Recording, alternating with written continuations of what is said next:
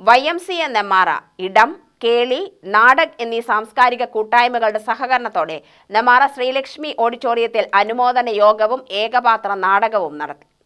Nemmara MLA K. Babu ഉദ്ഘാടനം ചെയ്തു. 36 വയസ്സ് മാത്രം ജീവിതം ജീവിക്കുകയും നിരവധിയായ കൃതികൾക്ക് സാക്ഷ്യം വഹിക്കേണ്ടി വരികയും ഇപ്പോഴും ഓരോ മനുഷ്യൻ്റെ നാവിൻ തുമ്പിലും ആ രമണൻ്റെയും അതുപോലെ തന്നെ വാഴക്കുലയിലെയും വഴികൾ മാറാതെയും മറഞ്ഞാതെയും നിൽക്കുന്ന അദ്ദേഹത്തിൻ്റെ നാമധേയത്തിലുള്ള അവാർഡ് കരസ്ഥമാക്കിയ പ്രിയപ്പെട്ട കവിയത്രി ശ്രീമതി പത്മജ എൻ്റെ ഏറെ പ്രിയപ്പെട്ട കൂട്ടുകാരിയാണ്. നമ്മുടെ കാർത്തിക മാങ്കോ മുതലമട സ്കൂളിൽ പഠിക്കുന്ന കാലത്ത് എനിക്ക് ഇപ്പോഴും എൻ്റെ പ്രിയപ്പെട്ട കൂട്ടുകാരിയാണ്. അതുമാത്രമല്ല, അവർക്ക് കിട്ടിയ അവാർഡ് എന്ന് പറയുന്നത് ചെറുതല്ല.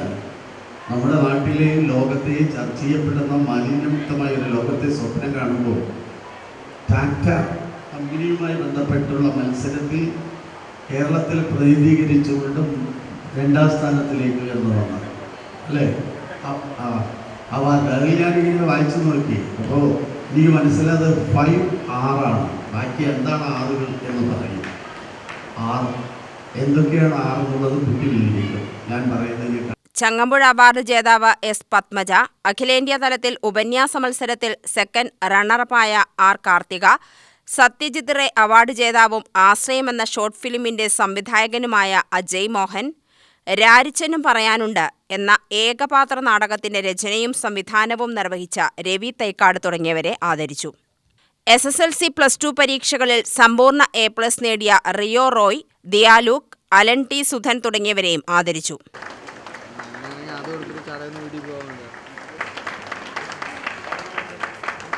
അഡ്വക്കേറ്റ് ജോയ് കാഞ്ഞിരത്തിൻചാലിൽ അധ്യക്ഷത വഹിച്ചു.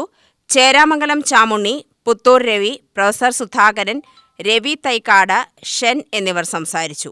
റോയ് കെ പോൾ സ്വാഗതവും പോൾ വർഗീസ് നന്ദിയും പറഞ്ഞു. തുടർന്ന് രവി തൈക്കാട് രചനയും സംവിധാനവും നിർവഹിച്ച് MJ സാജു അഭിനയിച്ച രാരിച്ചനും പറയാനുണ്ട് എന്ന ഏകപാത്ര നാടകം അവതരിപ്പിച്ചു. ഞങ്ങളുടെ ഈ മണ്ണും മണ്ണിലുണ്ടാകുന്ന വിളകളും ഒലിച്ചു പോകേണ്ട ഒരവസ്ഥ. അവൾ എന്നെ മക്കളെ ചേർത്ത് നിർത്തി ഒരു മെഴുകുതിരി കത്തിച്ച് ഇത് കെടാതെ മുട്ടുകുത്തുന്നത് പ്രാർത്ഥിച്ചിട്ടുണ്ട്.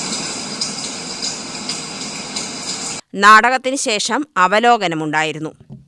UTV news, Palakkad.